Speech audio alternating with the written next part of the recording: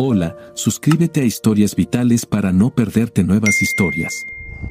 Hola y bienvenidos a Historias Vitales. Era un miserable día de invierno en el centro de Ohio, un viento fuerte soplaba nieve y aguanieve desde el noroeste, y yo estaba empezando a caer con gripe. Soy carpintero, y estábamos en la tarea de levantar el esqueleto de una casa en una colina azotada por el viento. Había estado trabajando muchas horas extra últimamente, tratando de juntar algo de dinero para llevar a nuestros hijos a Panama City, Florida, durante las vacaciones de primavera. El dinero siempre estaba ajustado desde que compramos la casa grande hace un par de años que mi esposa tenía que tener. Estaba ansioso por ver a las universitarias en la playa como parte del descanso familiar allá. Hoy, sin embargo, estaba sufriendo mucho con un dolor de cabeza, fiebre y el mal clima, así que le dije al capataz que me iba a casa. Me miró y me dijo que me largara de allí antes de que cogiera neumonía. Estaba más que dispuesto a obedecer, y en unos minutos estaba en mi vieja camioneta rumbo a casa. Pensé en llamar a mi esposa desde mi celular, pero me parecía un esfuerzo enorme en el estado en que me encontraba. Antes de entrar demasiado en mi relato, debería contarles un poco sobre mí. Mi nombre es Ron Hardy, tengo 36 años, mido 1,80 m y peso alrededor de 100 kilos. Vale, estaba un poco pasado de peso, pero me gusta mi cerveza y relajarme cuando no estoy trabajando. También estoy empezando a perder el pelo, pero no estaba buscando nada nuevo en mi vida amorosa, así que no me importaba. El amor de mi vida ahora se abrevia a Nell, mi esposa de 16 años. Estuvimos en la misma clase de graduación y nos casamos prácticamente al salir de la escuela secundaria, comenzando nuestra vida matrimonial viviendo con mis padres. Tenían una gran casa antigua con mucho espacio, así que no estuvo tan mal. Nell y mi madre se llevaban bien, lo que hacía que la convivencia fuera factible. Mi padre me consiguió un trabajo con él como carpintero, y ahí fue donde aprendí el oficio. Nell ahora trabaja medio tiempo en el consultorio de un médico, 3 días a la semana, llevando el control de los expedientes médicos y las reclamaciones de seguros. Ella aporta un poco de dinero extra a la familia. Nell es una chica agradable a la vista, no glamorosa, pero agradable. Mide 1,60 m y pesa alrededor de 63 kilos. Lleva un poco de peso de más, como yo, pero le queda bien después de haber tenido 2 hijos, no se ve nada mal. Sé que aún puede excitarme. Tuvimos a nuestros 2 hijos al principio de nuestro matrimonio, Brad tiene 15 años y Angie 13. Son buenos chicos y estudiantes promedio, y nos llevamos bastante bien como familia. Yo tiendo a ser el disciplinario mientras que Nell es la que cuida. Así es como debe ser, supongo. En fin, me dirigía a casa temprano, y eran alrededor de la 1:30 p.m. en un día miserable. Me sentía fatal, y todo lo que quería hacer era llegar a casa, darme una larga ducha caliente, luego tomar un buen trago de NyQuil y un par de aspirinas, y acostarme. Hoy era el día libre de Nell, así que podía esperar un poco de cuidado cariñoso de su parte, aunque no quería contagiarle lo que tenía. Al llegar a casa, estacioné en el garaje y noté que nuestro coche no estaba, pero asumí que Nell había salido de compras o algo así. Después de cerrar la puerta del garaje, me tambaleé hacia la casa y me dirigí al piso de arriba hacia nuestro dormitorio, en la ducha del dormitorio principal. Tenía muchas ganas de que el agua caliente cayera sobre mi miserable cuerpo. Al entrar en el dormitorio, noté que la cama estaba deshecha, lo cual era extraño porque Nell siempre mantenía la casa muy ordenada, y siempre se enfadaba si las cosas no estaban en su lugar o no eran limpias. Empecé a quitarme la ropa y a tirarla al suelo cuando noté manchas húmedas en la sábana de abajo de la cama, expuestas por la sábana y el edredón arrojados a un lado. Bajé el dedo y lo toqué tentativamente, estaba húmedo y se sentía pegajoso. Me llevé el dedo a la nariz y me sorprendió el olor de una mujer y también de algo más. Pensé, ella me está engañando, esto definitivamente no era mío, ya que no habíamos tenido íntimo en un par de días. Demonios, pensé más, no habíamos tenido íntimo en más de una semana. Había estado demasiado cansado después de trabajar horas extras y solo comía y me desplomaba en la cama. Estaba en un dilema, pero con la fiebre y el dolor de cabeza, mi cerebro no podía funcionar, así que decidí darme la ducha, tomar los medicamentos y dormir hasta que pudiera manejar esta nueva situación. Maldición, estaba molesto y cada vez más enojado por minutos. Mientras me metía en la ducha y dejaba que el agua caliente calentara mi cuerpo frío, esa era la única cosa que se sentía bien porque el resto de mí estaba en confusión. Después de secarme y ponerme mi pijama, tomé un par de aspirinas y un trago de NyQuil, luego comencé a mover mis cosas personales de nuestro dormitorio al final del pasillo, a la habitación de invitados. Mientras terminaba eso, escuché la puerta del garaje subirse y supe que ella estaba llegando a casa y que el infierno estaba a punto de desatarse. Había voces en la cocina ahora y me di cuenta de que estaba con alguien. Luego, pasos apresurados subieron las escaleras. «Oh, ¿estás en casa?», dijo ella al aparecer pálida y temblorosa, mirándome mientras cargaba algo de ropa por el pasillo. Tuve que ir a la escuela deprisa ya que llamaron porque Brad estaba enfermo. ¿Te sientes bien? No, también estoy enfermo y me voy a la cama, le dije mientras seguía por el pasillo. ¿Qué está pasando? ¿No vas a dormir en nuestra cama? No, no quiero contagiarte la gripe, y sé que no querrás contagiar a tu amante. La conmoción en su rostro fue inmediata. ¿Qué quieres decir? Solo ve y mira la cama y dime que eso no es lo que creo que es en la sábana. Oh no, oh Dios, no quería que lo encontraras, pero tuve que correr a la escuela. ¿Qué vas a hacer?, preguntó mientras se apoyaba en la pared, su rostro lleno de lágrimas y angustia. No voy a hacer nada hasta que supere esta cosa que he cogido, pero será mejor que estés lista para una explicación y una razón cuando me sienta capaz de manejarlo, le dije mientras continuaba hacia la habitación de invitados. ¿A dónde vas? Voy a mi habitación. Nunca volveré a dormir en esa cama, puedes guardarla para tu amante. Y será mejor que estés preparada para darme su nombre también. Oh, por favor, cariño, no, la interrumpí. No me llames cariño. Hasta donde me concierne, has roto nuestros votos matrimoniales, y ya no tenemos un matrimonio. Dormiré aquí hasta que pueda resolver qué hacer. Oh Dios, fue lo último que escuché mientras cerraba la puerta y me metía en la cama de invitados. Lo siguiente que supe fue cuando desperté y me encontré en la oscuridad. Mi mano se deslizó hacia el lado de la cama donde Nel solía dormir y lo encontré vacío. Luego, poco a poco, recordé dónde estaba y comencé a recordar por qué. Maldiciendo en voz baja, me senté. Me di cuenta de que tenía hambre y encontré mi bata, luego me deslicé silenciosamente hacia la cocina.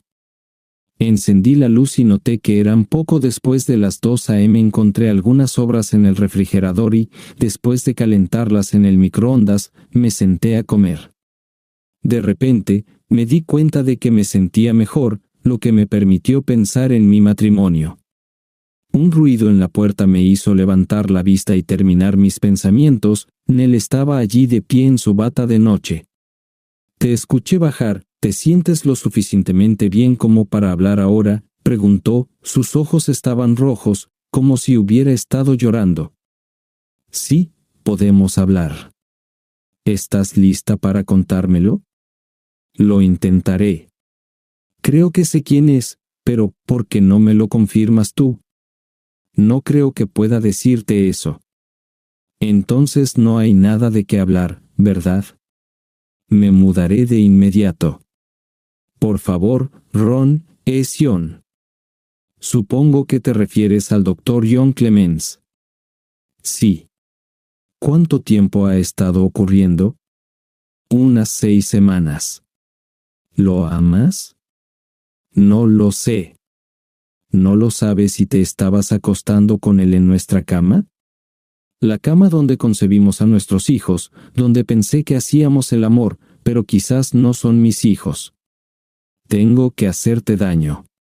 Oh Dios, no, Ron, no pienses eso. ¿Se acabó? No lo sé, rugí. Por favor, Ron, baja la voz. Vas a despertar a los niños. No, no lo sé. ¿Entonces quieres un divorcio?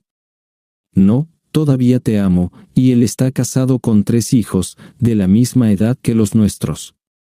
Está en la misma situación que yo, no puede dejar a su familia pero necesita mi amor, igual que tú. ¿Crees que voy a quedarme mientras te vas a servir a otro hombre? Ron, creo que deberías saber que hablé con un abogado ayer por la tarde, después de que te fuiste a la cama, y me dijo que un divorcio sería terriblemente costoso para ti en este estado. No solo tendrías que pagar el divorcio, sino también una pensión alimenticia y la manutención de los niños. Además, perderías la custodia de los niños. Creo que sería mejor que me permitieras continuar mis reuniones con Ion hasta que finalmente terminemos nuestra asociación, dijo sentada tranquilamente y con calma ahora que había expuesto su posición. La miré con incredulidad y con una ira creciente, y a través de los dientes apretados le pregunté, ¿de verdad crees que me quedaré de brazos cruzados mientras continúas acostándote con tu amante y me humillas mientras trabajo hasta matarme para mantenerte en este estilo de vida? ¿Esta será tu respuesta y posición sobre esto? Estoy seguro de que cuando lo pienses bien, verás que quizás no tengas muchas otras opciones. Sí, creo que esa es mi posición.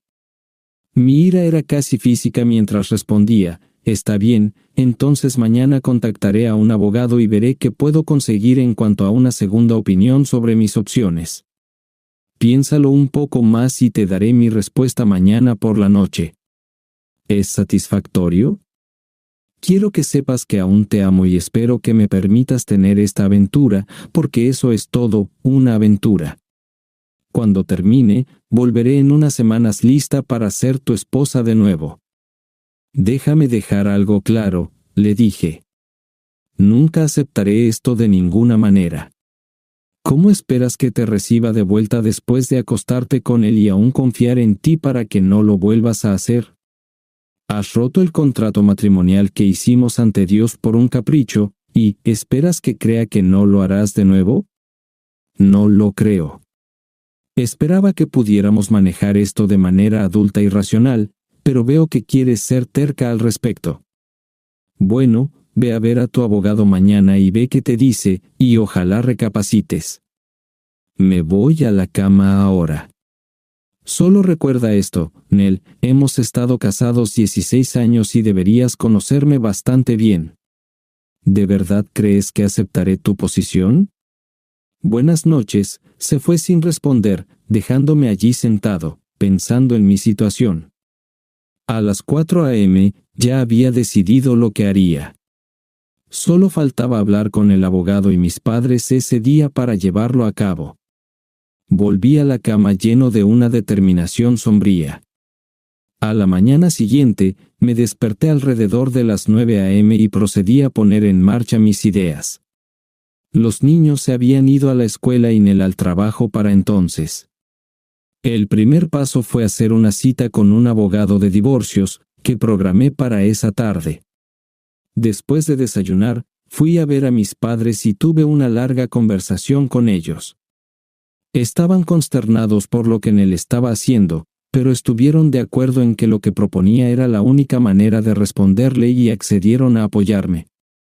Luego fui a casa de los padres de Nell y les hice saber lo que estaba sucediendo en nuestro matrimonio. Estaban en shock y no podían entender las acciones de su hija y cómo estaban afectando a nuestra familia. Después de salir de allí, llamé a nuestro agente de seguros y a nuestro abogado familiar e hice cambios en mi póliza y en mi testamento. Luego llamé a mi jefe y hablé con él por un rato antes de ir al banco. Fue un día muy ocupado y ya era tarde por la tarde cuando terminé con la última llamada telefónica. Ahora estaba listo para reunirme con él y darle mi respuesta. Mientras esperaba que los niños llegaran a casa de la escuela, empecé a mover cosas a mi vieja camioneta. Cuando Brad y Angie llegaron de la escuela, los llevé al estudio y nos sentamos a hablar. Pensé que ya eran lo suficientemente grandes, y les conté lo que estaba haciendo su madre. Ambos estaban conmocionados y mortificados por sus acciones. Les expliqué lo que iba a suceder, y sabía que les dolía profundamente, pero lo entendieron.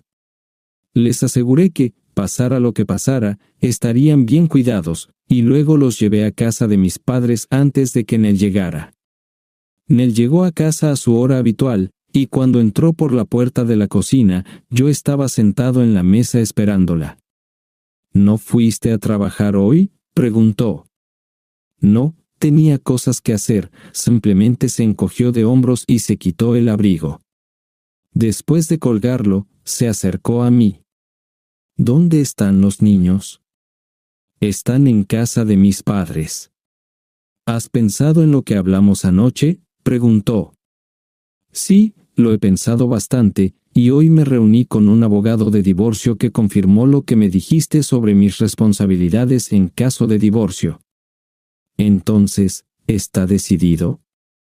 ¿Me dejarás tener mi pequeña aventura y seguiremos con nuestras vidas? No, recuerda que te dije que no aceptaría quedarme aquí o apoyarte mientras me humillas. Así que he elaborado otros planes. ¿Cuáles son?, preguntó con una expresión perpleja. No voy a divorciarme de ti. Inmediatamente sonrió. Entonces, ¿cómo vas a evitar que te humille? Bueno, quizás me humilles, pero no creo que sea con John. Hoy llamé a su esposa y le conté lo que estaba pasando. No creo que tengas trabajo mañana. Oh, no lo hiciste, exclamó. También he renunciado a mi trabajo. Ahora estoy desempleado. Sus ojos casi se salieron de la cabeza. ¿Estás loco? ¿De qué vamos a vivir? Creo que deberías hacerte esa pregunta a ti misma. ¿De qué vas a vivir tú? ¿Qué quieres decir? Te voy a dejar. No me divorciaré de ti. Si quieres divorciarte, puedes hacerlo y pagar por ello tú misma. Puedes usar el abandono como motivo. ¿Y los niños? Mis padres han aceptado cuidarlos si no puedes mantenerlos. Quizás tengas que cederles la custodia para que puedan incluirlos en su seguro médico. Ya hablé con ellos, y tanto tus padres como los míos saben de tu pequeña aventura y lo que propusiste de manera tan egoísta. No creo que seas muy popular en este momento con ninguno de ellos. ¿Cómo pudiste hacer eso? Conseguiré un abogado y haré que los tribunales te persigan si me abandonas a mí y a los niños, añadió esto último como una idea de último momento. Puedes hacer lo que quieras. Estaré muy lejos de aquí, y puede que tengas que contratar a alguien para que intente localizarme.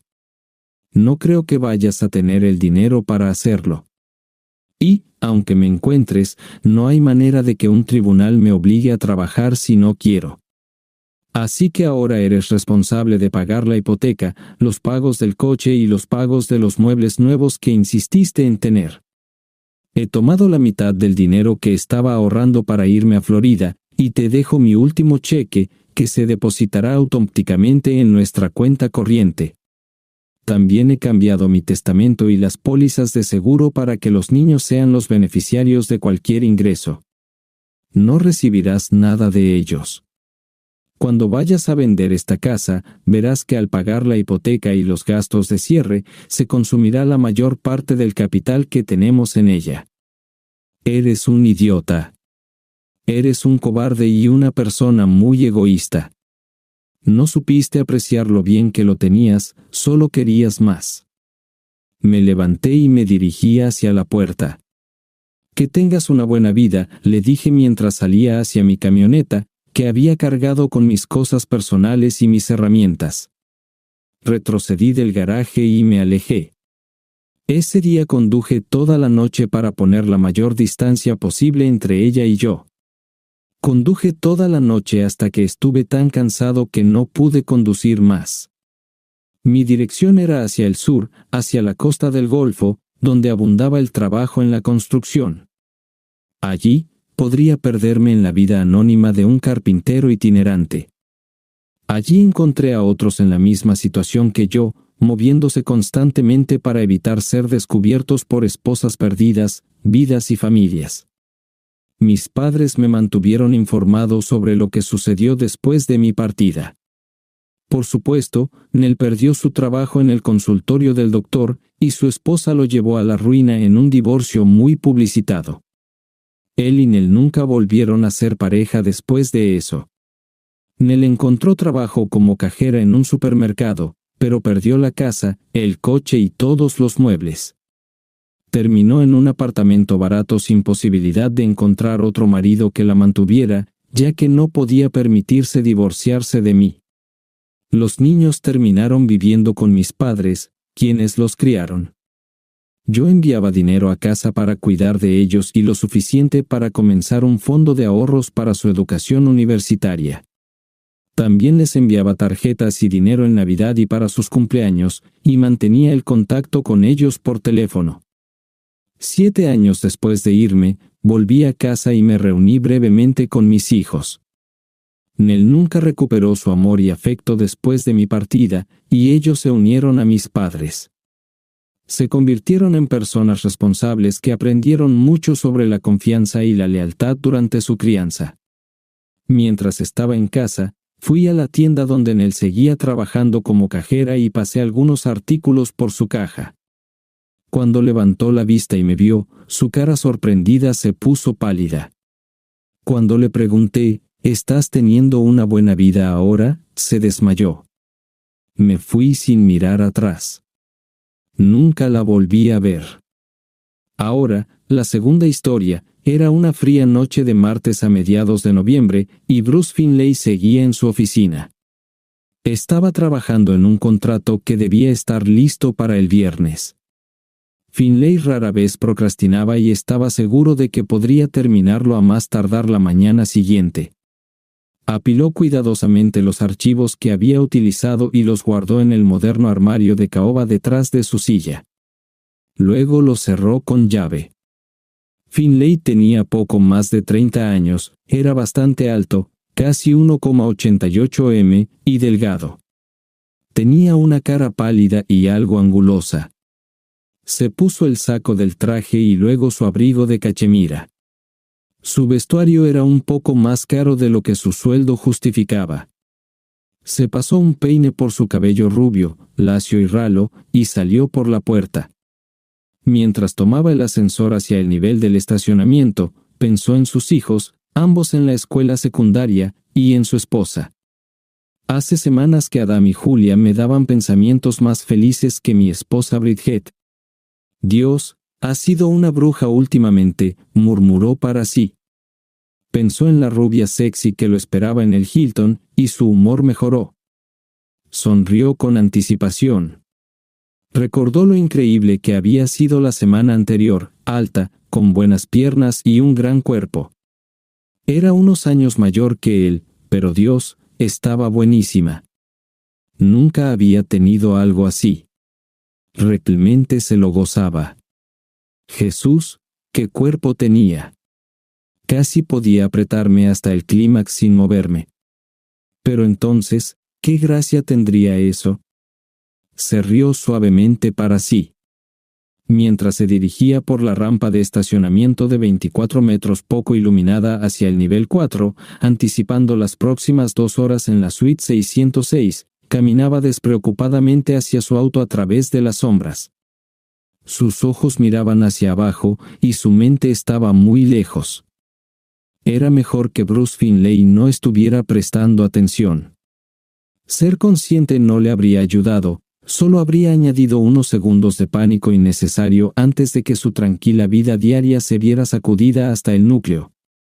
Uni, gruñó cuando algo se estrelló violentamente entre su pómulo derecho y su nariz, sacudiendo su cabeza bruscamente hacia la izquierda. Sintió el nauseabundo crujido de su nariz. Se tambaleó más hacia la izquierda, alejándose de un gran pilar de concreto. Aferrándose a un atisbo de conciencia, sintió cómo lo giraban y su espalda se estrelló violentamente contra ese mismo pilar. El siguiente golpe fue directo a su plexo solar. El impacto lo dejó aturdido, y su boca se abrió como si fuera a jadear. Si tan solo pudiera jadear. No podía respirar, doblemente impactado ahora por el golpe en la cabeza y su sistema respiratorio súbitamente paralizado. No tuvo oportunidad de evitar la feroz patada que le lanzaron hacia la entrepierna. La cegadora explosión de dolor lo lanzó a la oscuridad. Nunca sintió el siguiente golpe, el que le golpeó el otro pómulo y le rajó la parte externa de la ceja, necesitando luego puntos de sutura. De alguna manera, esta tormenta lo abrumó sin darle una pista sobre la identidad de su atacante.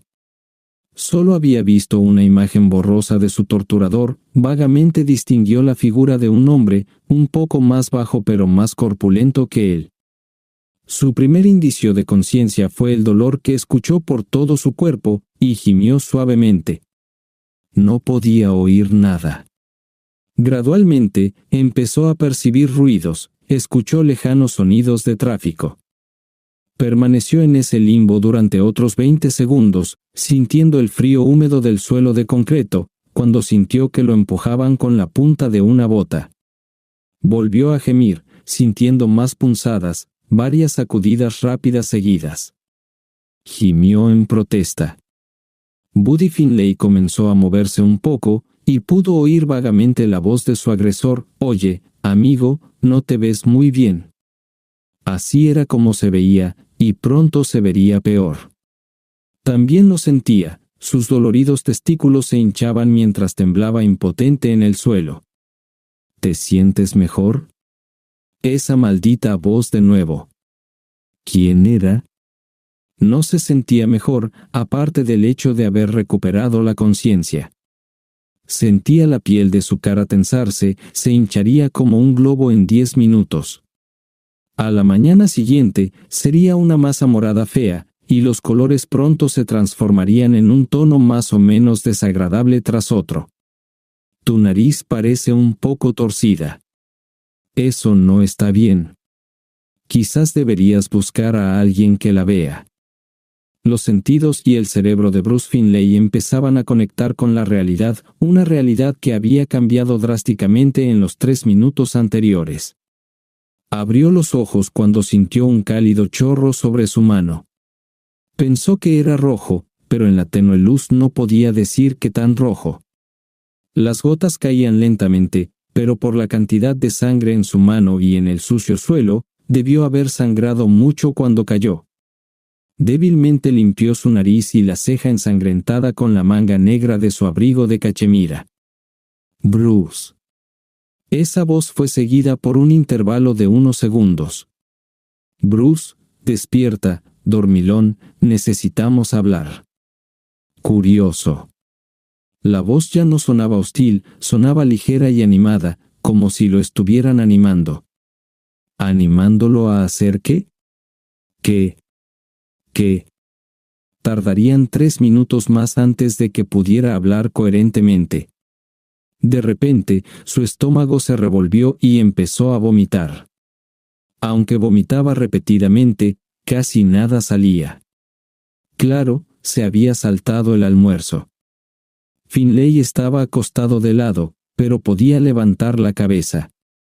Se estremeció, levantando los antebrazos frente a su cara cuando vio que su atacante se acercaba. El hombre le apartó los brazos bruscamente y, con sus 2 manos enguantadas, lo agarró del abrigo, tirando de él hasta dejarlo sentado contra el pilar. Imbécil, ¿sabes quién soy? ¿Cómo me llamo? La voz de Finlay ya no era suave y liviana, era áspera, alta y llena de desprecio. Escuchar su propio nombre de nuevo finalmente lo sobresaltó. No era solo una víctima sin nombre, saber que él personalmente era el objetivo de esta brutalidad hizo que su mente girara en otra espiral de confusión. ¿Por qué? Su enfoque regresó cuando sintió la fuerte bofetada que su torturador le dio con la mano derecha. Levantó la manga de nuevo para limpiar la sangre que goteaba por su mejilla. Bruce, Bruce, despierta, estúpido comadreja. ¿Puedes oírme? La voz volvió a ser áspera e insistente. El hombre miró a su víctima con una atención fría y centrada. Sabía que Finlay era un abogado decente en un buen bufete de la ciudad. Ganaba bien, pero no mucho, y tenía una familia. No era realmente un mal tipo, simplemente tenía un sentido exagerado de merecimiento, como la mayoría de los abogados, lo adquirió como parte de su diploma al graduarse de la Facultad de Derecho. Y, por supuesto, engañaba a su esposa. Esposa, Bruce, ¿sabes quién soy? Las palabras salieron lentamente, como si fueran dirigidas a un niño pequeño. El tono le chirriaba en la cabeza a Finlay. Finlay estaba alcanzando la plena, aunque dolorosa, conciencia. Con esfuerzo, dirigió su atención al rostro del hombre. Era un tipo normal, un poco más atractivo que el promedio, mandíbula cuadrada, cabello castaño oscuro ondulado y cejas gruesas. Sus ojos parecían oscuros, pero claro, estaban en un aparcamiento mal iluminado. Medía alrededor de 6 pies y, incluso cubierto por la chaqueta de lana que llevaba, se veía muy atlético y fuerte. Finlay nunca lo había visto en su vida. No creo. ¿Quién eres? Sus palabras seguían siendo lentas y arrastradas. ¿Estás seguro, Bruce? ¿Estás seguro de que nunca me has visto antes, ni siquiera en una foto? La mirada del extraño era de enojo e impaciencia. No creo, no te he visto antes, habló con más claridad esta vez, mirándolo hacia arriba, tratando desesperadamente de encontrar alguna asociación, alguna razón para recordarlo. El hombre sacudió la cabeza con exasperación, tal vez con incredulidad. Es una pena, Bruce. Si alguien va a hacerte esto. Hizo un gesto vago hacia Finlay, señalando su condición general. Si te van a patear el trasero, al menos deberías saber por qué, ¿no crees? Finlay miró al hombre con expresión de estupefacción, sin saber qué decir. Lo observó caminar de un lado a otro durante un minuto más o menos. Su piel oliva, ligeramente bronceada, estaba lejos de ser pálida, pero su expresión sombría lo oscurecía aún más. Bruce. De repente, rugió el nombre de Finlay a su víctima acobardada. El aparcamiento quedó en silencio. Esta noche no hay eco aquí, ¿verdad, Bruce? Caminaba de un lado a otro como un depredador hambriento. Hay acciones, cosas que haces, que causan ecos, Bruce. Prácticamente escupió el nombre de Finlay. Para bien o para mal, te rebotan. Esta noche es tu eco, Bruce. Yo soy tu eco, y lo estoy disfrutando. Piensa, Bruce. Piensa un momento en por qué alguien querría hacerte esto. ¿Puedes pensar en alguna razón? ¿Has hecho algo malo en el trabajo? ¿Algo malo en el trabajo? ¿Algo que realmente cabreara a alguien? ¿Es eso? No, nada en el trabajo. No, nada de eso. Cada palabra le costaba esfuerzo, el caos en su cerebro nuevamente ralentizaba su habla. ¿De verdad, Bruce? Su voz era baja y áspera. ¿No hay algún tipo por ahí que crea que arruinaste su caso? ¿Estás seguro? No, murmuró Finlay y sacudió la cabeza. ¿De acuerdo? Su interrogador caminó de un lado a otro con frustración durante unos buenos 20 segundos. ¿Qué hay de tu esposa? ¿Crees que Bridget podría estar tan enojada contigo como para contratarme? ¿Pagarme para darte este pequeño mensaje? Bridget, ¿cómo lo sabes? Su pregunta murió en el aire, se quedó momentáneamente en silencio ante la mirada vacía de este extraño. Reanudó, vacilante, a veces se enoja, ofreció cautelosamente, pero nunca haría esto. Además, Noé. Su voz se apagó en la nada. El hombre soltó una pequeña carcajada, como en simpatía con su víctima. No creo que Bridget contrataría a nadie para hacer algo como esto. Estoy de acuerdo contigo. Sin embargo, es una verdadera bruja, ¿no? Casi tienes mi simpatía. Tratar con ella debe ser una verdadera molestia, un verdadero dolor en el trasero. Pareces confundido, Bruce. Sabes, realmente sé mucho sobre ti y tu familia. Tienes unos hijos encantadores, por cierto. Deberías estar orgulloso de ellos. Pero supongo que ya lo sabes, ¿no? El hombre respiró hondo, caminó unos pasos y luego regresó para pararse directamente frente a él. Miró a Bruce con molestia. Bueno, Bruce, no es tu trabajo ni es tu esposa. ¿Qué has hecho que podría cabrear tanto a alguien? Debe haber algo. ¿Qué es, Bruce? ¿Qué podría hacer que alguien estuviera tan furioso contigo? Finalmente, los engranajes en el cerebro aturdido de Bruce Finlay encajaron en su lugar. Oh, susurró, es Carrie. Su corazón empezó a acelerarse mientras miraba al hombre que lo tenía a su merced. Eres Jack Hogan. Hogan miró intensamente a Finlay, sacudiendo la cabeza con asombro. Me da pena decirlo, Bruce, pero no pareces muy inteligente. ¿Realmente creías que era inteligente acostarte con la esposa de otro hombre? Dejando de lado la moral y todo eso, sin saber quién era su esposo ni lo que podría ser capaz de hacer cuando se enterara, de verdad. Sonrió con malicia mientras hablaba. No pensaste en absoluto, ¿verdad, Bruce? Por cierto, ¿cuánto tiempo lleva tu pequeña maratón sexual con mi esposa? Solo por curiosidad. Estoy seguro de que podría hacer buenas suposiciones, pero hazme el favor. Las últimas palabras de Hogan fueron inquietantemente calmadas. Solo un par de meses, a principios de septiembre, ¿sí? ¿No antes de eso? Finlay habló en voz baja, como si eso de alguna manera pudiera disminuir su ofensa. Reflexionó Hogan. Creo que ya habíamos acotado el inicio. Solo quería asegurarme de eso. Así que te encontraste con mi esposa para tener íntimo más de una docena de veces, Bruce. Los pocos golpes que te di de alguna manera no parecen suficientes dado el disfrute que tuviste con mi esposa, ¿verdad? Hogan guardó silencio por un momento, reuniendo sus pensamientos. No, realmente no es suficiente. Creo que esto tendrá algunas implicaciones adicionales para ti, Bruce. Realmente lo creo. Finlay sintió que se le hundían las tripas.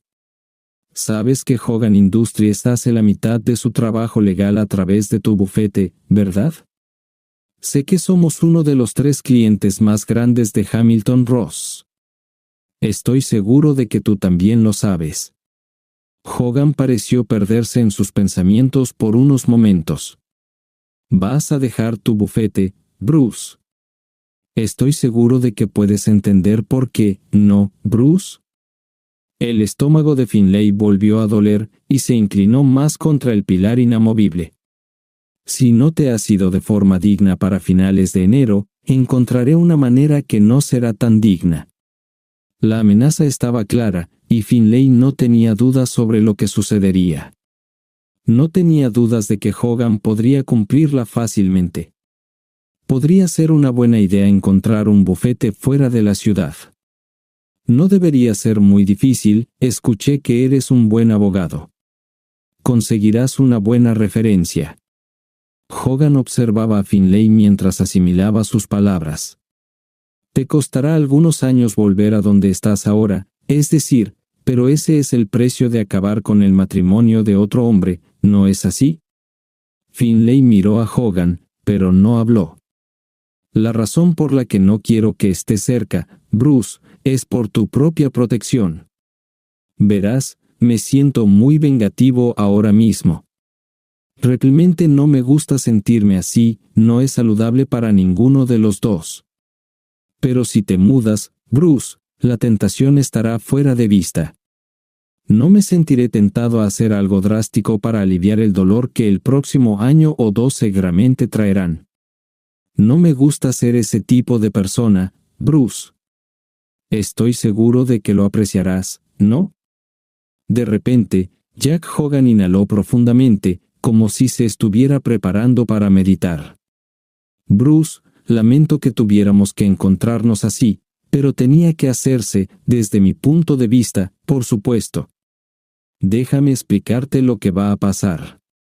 Finlay se sentó en silencio, dolorido y sintiéndose desesperanzado por su futuro, apenas capaz de escuchar mientras Hogan hablaba. Miró hacia arriba mientras Hogan continuaba. Vas a volver a casa, y sin importar cómo expliques esta noche y tu desafortunada apariencia, nunca nos hemos conocido. Continuarás con tu vida, llevando contigo este pequeño recuerdo. Por supuesto, no te pasará nada más, al menos no por mi parte, por tu pequeño amorío con mi esposa. Hogan caminó de un lado a otro durante unos momentos, mirando a su víctima. Pero Bruce, no pienses demasiado en esta noche. No te dejes tentar a llamar a la policía. Eso sería un error serio, hablaba en voz baja ahora, como un profesor paciente con un estudiante. Y has visto cómo manejo los errores graves. No habrá pruebas físicas, en 30 minutos, todo lo que llevo puesto será cenizas. No tendré marcas, ni siquiera mis nudillos estarán moreteados, guantes acolchados, ya ves. Tendré una coartada y un conjunto de excelentes fotos de tus últimos episodios con mi querida esposa. Hogan parecía más tranquilo. Hablaba en voz baja y con confianza, como lo hacía cada día en su oficina. Finlay estaba sentado inmóvil, pensando en la amenaza velada de esas fotos. Hogan había pensado en enviar la evidencia a la esposa de Finlay, pero decidió no hacerlo. Ella tendría suficientes preguntas difíciles cuando él llegara a casa. Hogan pensó en los hijos de Finlay, manejarían un divorcio mejor cuando salieran de la secundaria. Estaba agradecido de que sus propios hijos estuvieran en la universidad, podría ocuparse de eso más tarde. Hemos establecido que tu esposa es una bruja, sonrió Hogan a Finlay mientras lo decía. No puedo imaginar lo que haría al enfrentarse a pruebas explícitas de tu infidelidad. Sería aterrador. La sonrisa de Hogan lo heló. Si tengo los datos correctos, y los tengo, ella también tiene más dinero que tú. Tienes muchas razones para mantenerte en silencio. Finlay lo miró atónito. Cualquier pensamiento de venganza había desaparecido, ni siquiera había comenzado. Una última cosa, y nuestra noche estará completa. Hogan miró su reloj. Necesitas moverte para llegar al Hilton. No querrás llegar tarde para ver a mi esposa, ¿verdad? ¿Qué? ¿Por qué debería? Finlay se veía sorprendido y desconcertado. Vas a encontrarte con mi futura exesposa según lo programado. Ella verá lo que te he hecho, y que no dirás una palabra sobre eso, ¿verdad, Bruce? No te quedarás mucho tiempo, sin embargo, entregarás un mensaje muy importante para ella. Primero, le dirás que nunca volverás a verla. La llamarás 304, ella odia esa palabra, y una bruja. Luego le dirás que sientes haberla conocido. Supongo que para ahora es la verdad, ¿no, Bruce? Finlay no respondió. Antes de dejarla, continuó Hogan, le darás esto.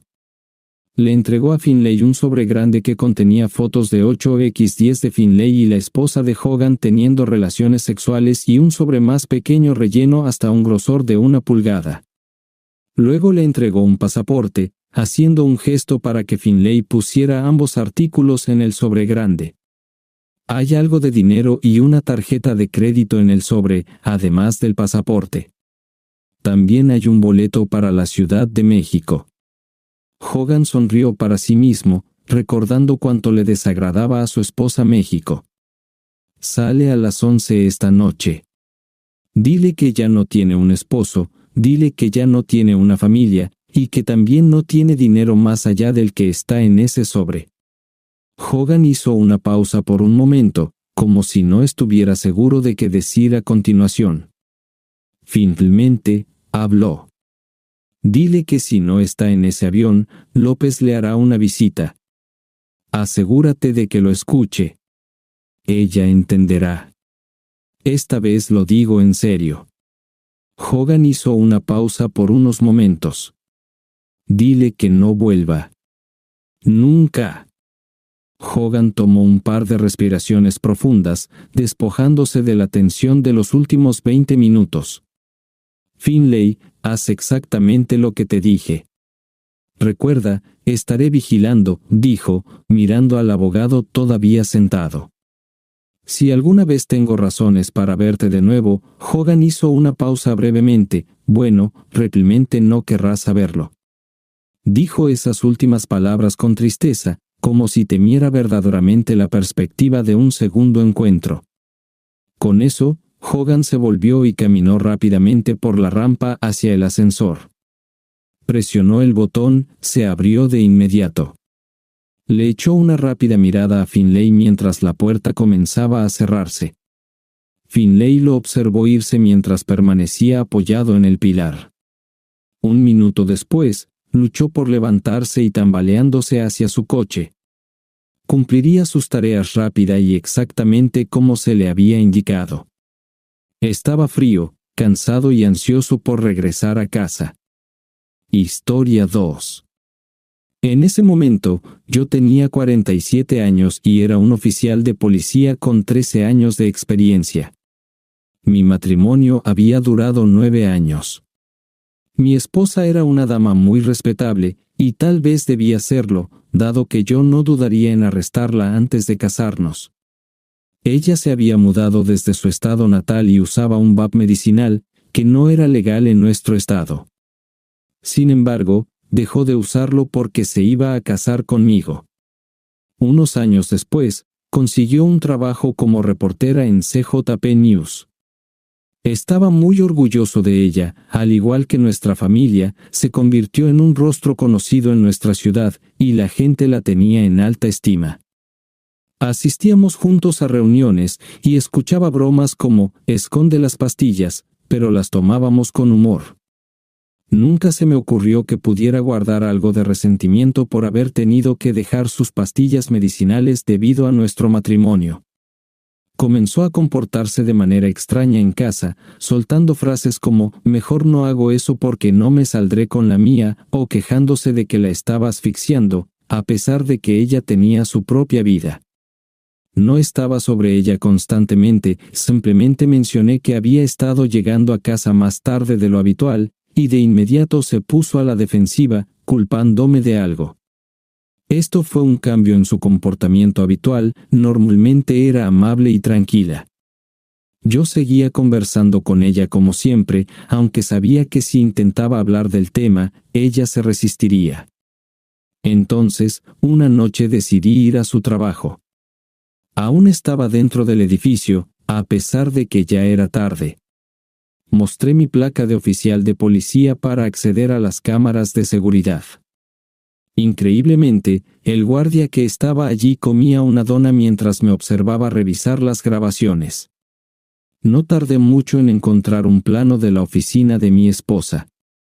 La vi salir de cuadro, así que tuve que localizar la cámara hacia la que se dirigió, que enfocaba 2 escritorios.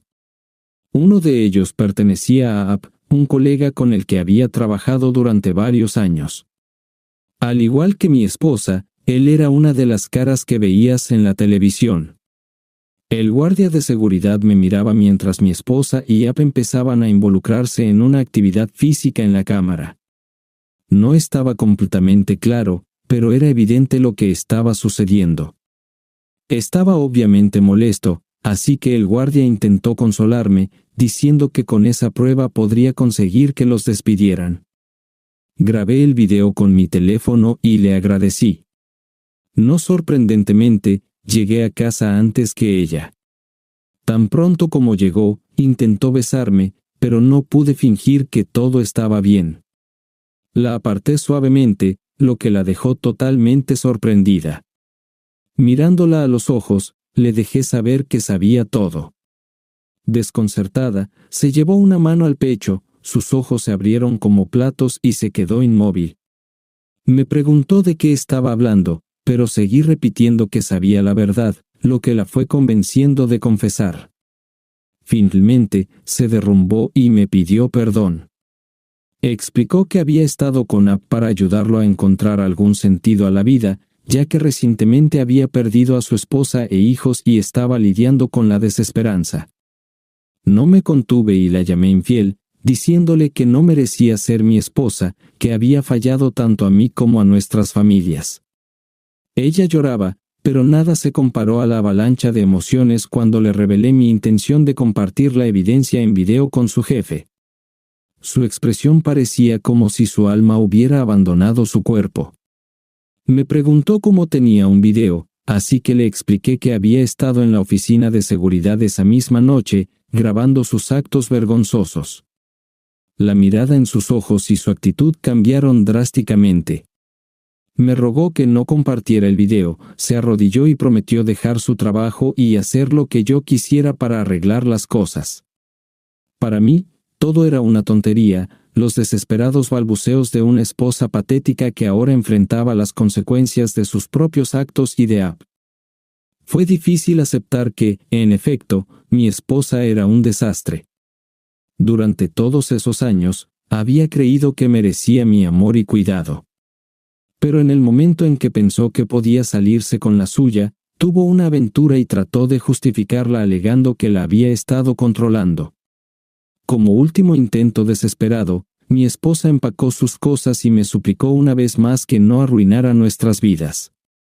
Le respondí que me sorprendía que lo viera de esa manera, considerando que fueron sus propias acciones las que nos llevaron hasta este punto. Casi parecía que quería estar con otro hombre al acostarse con él, así que ahora simplemente estaba cosechando lo que había sembrado. Pero mi esposa no estaba de acuerdo, jurando que haría cualquier cosa por mi perdón. Rechacé rotundamente y cerré la puerta. Al final, pasó la noche en el coche mientras yo informaba a nuestra familia y amigos sobre la situación. Compartí el video en línea, etiquetándola a ella, e incluso lo publiqué en el sitio web de CJP News.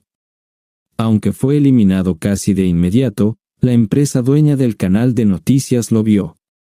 Tanto App como mi esposa fueron despedidos a la mañana siguiente.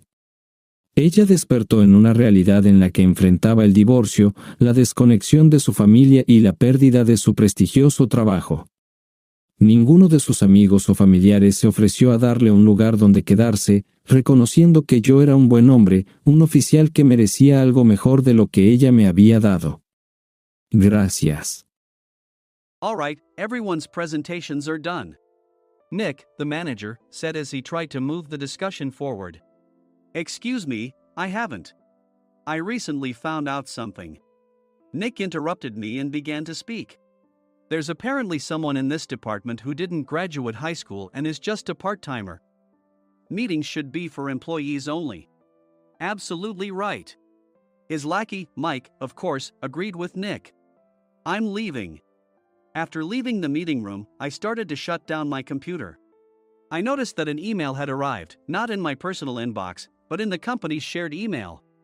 Thinking, there's no point in speaking up, no one will listen, I went home quietly. The next day, I heard a commotion from Nick's desk. He was staring at his computer screen, his face pale. Nick? Is something wrong? Mike looked at the screen with him. And he turned even paler than Nick. Why is he so angry? Knowing the reason for Mike's distress, I thought to myself, serves them right. My name is Adam. My mother passed away when I was in the 9th grade, and I was raised by my father. Well, you could hardly call it being raised. After my mother passed, my father changed. He drowned his sorrows in alcohol, and though he still went to work, he squandered our living expenses on horse racing. Because of that, I had to start working part-time as soon as I entered high school. Every month, I went to the convenience store with bills in hand that couldn't be auto-deducted from my father's account. Even though I endured it because I didn't want to be alone, I reached my limit in my second year of high school and dropped out. I found a live-in job at a distant inn. Thank you for everything.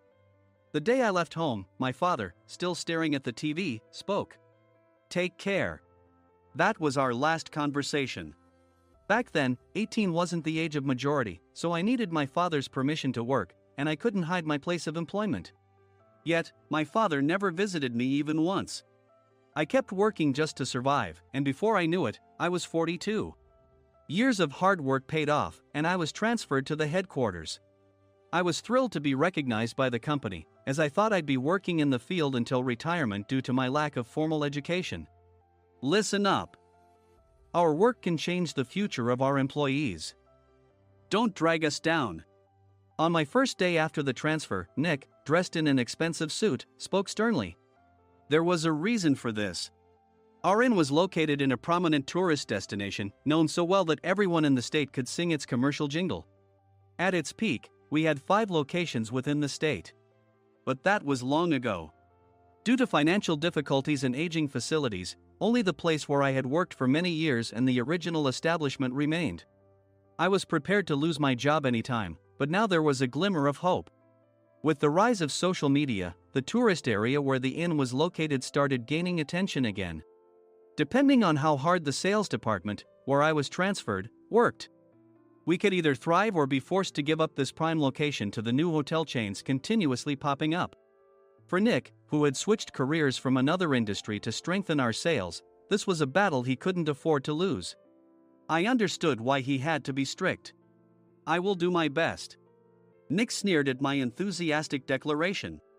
Did you not hear what I said? I'm sorry. I thought I was listening carefully. Out of habit from years of customer service, I apologized reflexively, though I had no idea what had offended him. Someone was watching me with a smirk. In this department, there are those who are expected to excel and those who have been shoved here because they have nowhere else to go. You are the latter. It was Mike, the section chief. He's 7 years younger, at 35. But he was called to headquarters much earlier than I was and had been moving around within the headquarters ever since. I'm not jealous, but I can't accept that he's my boss. Graduating from a prestigious university, he has an unusually high pride and caused many problems as a newbie, making things very difficult for me when I was the front desk leader. When I found out Mike was transferred to the sales department a month before me, I was disheartened. Mike is right. With just a middle school diploma, there's not much you can do. Don't even think about achieving results. As if I didn't exist, Nick remarked, I'm thirsty. Mike eagerly ran to the coffee maker. It seems Mike is Nick's lackey. I regretted being happy about my transfer to headquarters, wishing I had stayed on site forever. Send a direct mail to every company on this list by the end of the day. Nick only assigned me tasks that even a new graduate could handle. What? There are over 1,000 companies. You want me to send to all of them by today? Yes, if you and your fellow misfits split the work, even those with nowhere else to go should finish by today. I glanced at the employees typing away expressionlessly. They were worn out from customer service, only thinking about leaving on time, or were women reassigned after having children, with zero motivation for work. Even Sam, a new graduate from the same university as Mike, who was supposed to be among the expected achievers, had no enthusiasm for the job, having joined the company wanting to do customer service. I don't care what they say, I plan to quit any time, he said. Only Nick and Mike were highly motivated, making all the decisions between the two of them. I originally only wanted to work at the inn to survive and had no particular attachment to this job. I swallowed my words, thinking I had no right to reprimand them. About a month after the transfer, Nick told us with a frustrated look. To commemorate the 50th anniversary, we've decided to create a plan exclusive for one group per day. Originally, Mike and I were supposed to come up with it, but our president, Mr. Thompson, insists on hearing everyone's opinions. So, you all get a chance. As Nick explained, Mike began handing out prints. Make sure not to embarrass Nick. If your ideas are half-baked, you'll have to redo them. It seemed that they had printed his handwritten notes by Mr. Thompson, which included several questions and a section for free responses. It made sense why Nick had to seek our input, given that all responses had to be submitted to Mr. Thompson.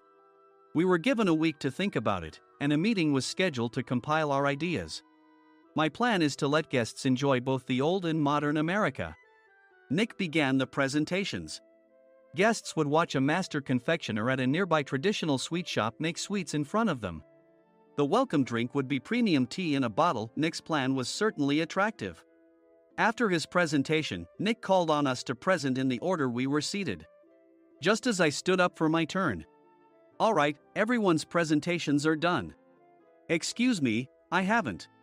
I recently found out something. Nick interrupted me. There's someone in this department who didn't graduate high school and is just a part-timer. He was likely talking about me. I joined the company as a part-timer and was made a full-time employee when I turned 20. That was 20 years ago, so Nick and Mike probably had no chance to know until recently. Meetings should be for employees only. Absolutely right. After that, Nick kept creating opportunities to solicit everyone's opinions, purposefully excluding me from speaking. The meeting unexpectedly heated up and went past the scheduled end time. A few people asked to leave, and the discussion continued with the remaining few. Still here? Normally, you'd leave in that situation.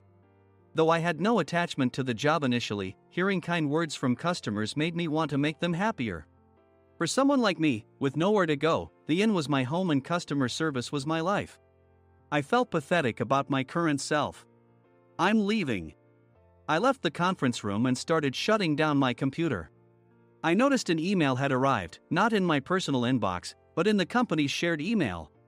Thinking no one would listen to what I had to say anyway, I quietly went home. The next day, while preparing the DM as instructed, I heard a commotion from Nick's desk. In his haste to stand up, he hit his knee on the desk. He stared at his computer screen, his face pale. Nick! What's wrong? Mike, thinking he should be the first to rush over, approached Nick while still wearing his coat. He peered at the screen with Nick. And he turned even paler than Nick. Why is he so angry? Who is responsible for this company? Nick, more irritated than ever, asked, and Mike answered without checking. Probably Sam. Sam wasn't there because he was attending a morning training session for new hires. Nick gave up on getting angry and returned his gaze to the screen. They were looking at an email that arrived right after the end of the working day yesterday. Apparently, no one, including me, had checked it before leaving. The email was from a large company that used us for their annual employee trips. The president and executives of that company also frequently used our services personally. President of the company, Mr. Mason himself had declared that neither he nor his company would ever use our services again. Well, some companies cancel their employee trips or stop using our services due to financial struggles. Let's just move on. Mike kept wiping the sweat from his forehead with a handkerchief. Knowing why Mike was so agitated, I quietly watched their interaction. Do you know how much revenue we get from that company? We can find other guests to fill the rooms, but we'll lose the banquet costs, gift shop revenue, rental car fees, and more. Moreover, the gifts were supposed to be prepared by the traditional confectionery shop involved in Nick's proposed plan. If it's known that we incurred such a huge loss at this critical time, Nick's position in the company would be jeopardized. Nick took a deep breath, seemingly trying to calm himself. All right, Mike. Go to New York right now and apologize to Mr. Mason. What? You're coming with me, right? I have urgent work to do. I trust you, which is why I'm entrusting this to you. Please. Mike, believing Nick's sincerity, agreed with a determined look on his face, saying, yes. That's Nick for you. Even if Mike went to apologize, Nick would shift all the blame onto him if the client didn't change their mind. Well, it was Mike's fault to begin with, so it served him right. About 3 hours later, Sam answered a call from somewhere and repeatedly apologized, saying, I'm very sorry. Everyone watched to see what was happening. After ending the call, he informed Nick with a weary tone. When Mike arrived at the client's company, he only made things worse, further infuriating Mr. Mason. He was demanding, "Get his boss here immediately." It was no wonder Sam was exhausted, dealing with such a call right after returning from training. "What is that idiot doing?" "All right, Adam, you're coming with me. If sacrificing Mike didn't work, then I must be next." Normally, I'd want to refuse at all costs, but I saw an opportunity in this situation. "If I can be of assistance, I'd be happy to join you." I obediently followed Nick, and we flew to New York. When we introduced ourselves at the reception, it became clear how serious the situation was, as the receptionist personally escorted us to the president's office. Angry voices leaked through the door, making both Nick and me uneasy. "Excuse me. I'm Nick, the supervisor. I understand my subordinate has caused you trouble, and I deeply apologize." Nick, with his experience in the corporate world, knew enough to offer an apology before excuses. However, his customer service skills left much to be desired. I sighed as I saw Mike trembling like a small dog in the corner of the room. "What kind of training are you giving your subordinates?" Mr. Mason glared at Nick with a red face. The intensity of his gaze made even Nick take a step back. Regrettably, I joined this company only 2 years ago and was unaware of Mike's issues. I should have identified his shortcomings sooner. Indeed, I should have realized sooner.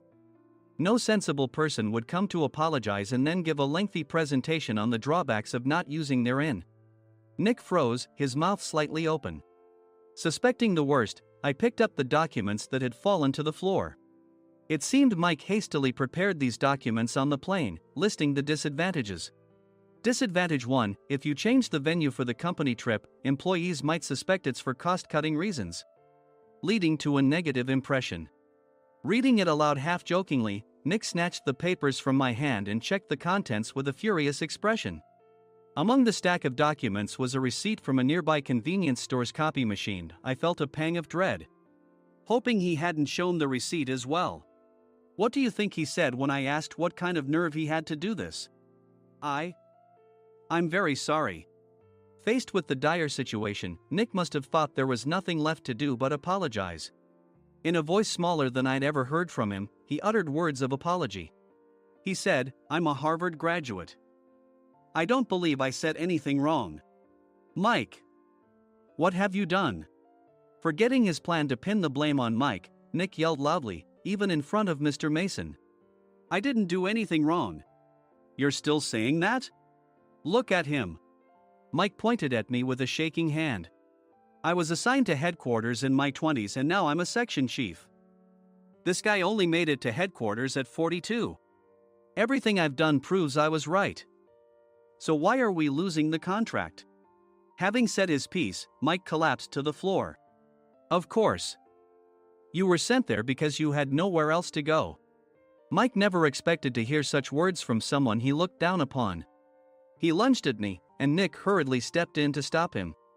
"Mr. Thompson told me Mike is a quick thinker, and to take good care of him." There's no way he was pushed aside. "Don't make things worse here." "He didn't say quick thinker, he said only quick-witted, didn't he?" I don't remember that part." I recalled the many troubles Mike caused when he was a newbie. When Mike was on the front line, his pride was so high that he never apologized to customers. Customer service, especially in our job, doesn't work alone. It brings both good and bad situations. If the front staff or housekeepers made mistakes, or the cleaning company didn't properly clean a room, one had to apologize to the customers regardless of personal fault. Mike, in such situations, would never apologize, insisting he wasn't at fault. This often angered customers, and as the front desk leader, I frequently had to apologize on his behalf. He caused complaints and disrupted operations, which is why he was quickly moved to headquarters. In departments where he didn't interact directly with customers, his quick thinking was beneficial and things went well. But it seemed his flaws were starting to show. Corporate reservations are supposed to be entered into the system by the sales representative. But a quick check yesterday revealed that more than 10 items were missing from the client's reservation. The handover document clearly stated what needed to be prepared. Why didn't you enter it into the system? Why do we have to give them special treatment? filling rooms near the banquet hall, setting up all the food in advance. Specifying the brand of wine, they're too demanding. No wonder he always angered customers, I thought, feeling a headache coming on. Grouping them in rooms near the banquet hall is for our benefit too. It makes it easier for the staff to set up beds and serve breakfast since everyone's schedule is synchronized. As for the other requests, Mr. Mason suggested them to lighten our load. I didn't know that. Nick finally seemed to realize that Mike was the one who had angered the client. What did you say to them? I just told them we wouldn't give them special treatment anymore. We shouldn't waste effort on things that don't bring in money. I was utterly exasperated at his lack of understanding of customer service.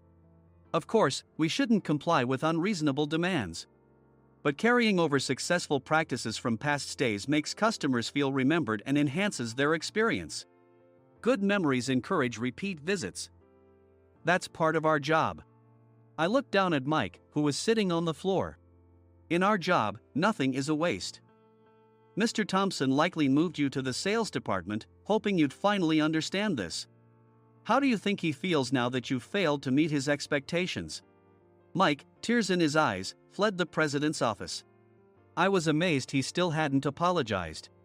You have it tough, Adam. It's okay, we're all employees of the same company. I deeply apologize for this disrespectful incident. Especially after all the care you've shown us. If it weren't for you, Adam, I really would have stopped staying here. When I heard you were moving to the sales department, I was willing to reconsider if you handled it. Seeing us talk so amicably, Nick's face contorted. Do you two know each other? Adam's service is excellent. I always requested him specifically. Normally, we don't accept specific staff requests, but we made an exception for Mr. Mason, adjusting my shifts accordingly.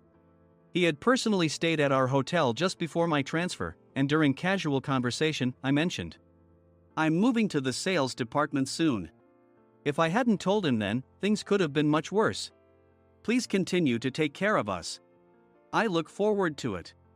On the return flight, Nick awkwardly offered me a can of beer. It's still working hours. Of course, I had no intention of forgiving him for a single beer. Nick might try to pin everything on Mike and avoid any consequences.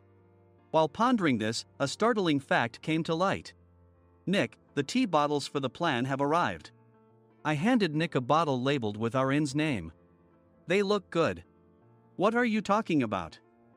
These are plastic bottles. I had assumed we would use the trendy, high-end bottling tea. But what arrived were ordinary plastic bottles of tea with customized labels. The only unique aspect was the label, which had the inn's name, making it look customized. Upon further investigation, I discovered that a substantial amount of money was set to be paid to the tea company. It was priced like bottling tea. Does this plastic bottle really cost $100 each? The tea inside is specially blended for us. The extra cost is for that.